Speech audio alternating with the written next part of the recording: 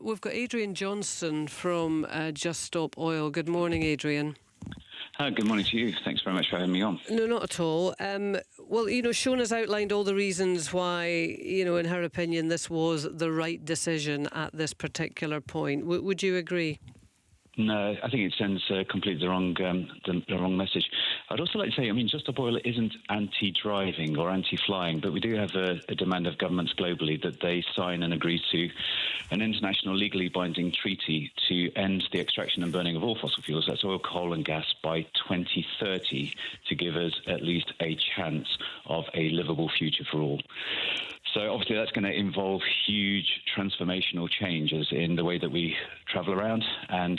Well, yeah, and the Scottish Government has been very ambitious in the targets that it has set itself. Absolutely accepts the fact that there is a climate emergency, as Nicola Sturgeon called it, fairly early doors. So, they're on board in terms of, wanting to reach these targets, wanting to get people out of their cars and onto alternative forms of transport. They tried this in the hope that it would be effective, but it just hasn't been. Okay, let's try something different then, because I understand that they are literally they're going to miss their targets because it's impossible for them to reach them. But let's try something else. Let's try telling people just how serious and urgent the situation is. There's something that's part of the Paris Agreement, which is Article 12, which demands that governments around the world tell their citizens how serious and how urgent the situation is.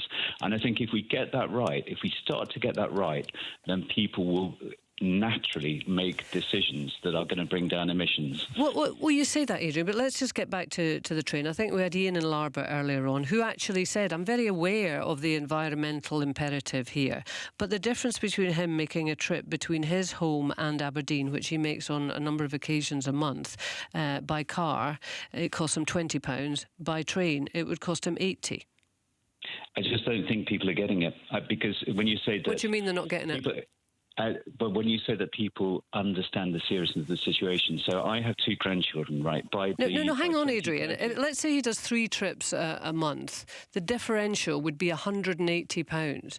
That might be the difference between him paying his mortgage or not.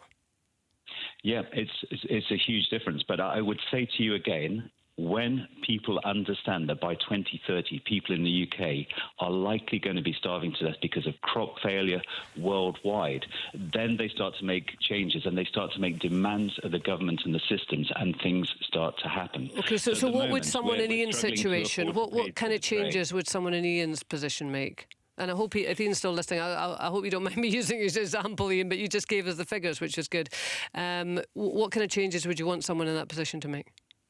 So it needs to start with the government telling people how serious it is. No, okay, so they've done that, and Ian understands, so what should he do? What should he change? I'm sorry, no, the government hasn't said, for example, that by 2030 it is likely that people are going to be starving to death in the UK.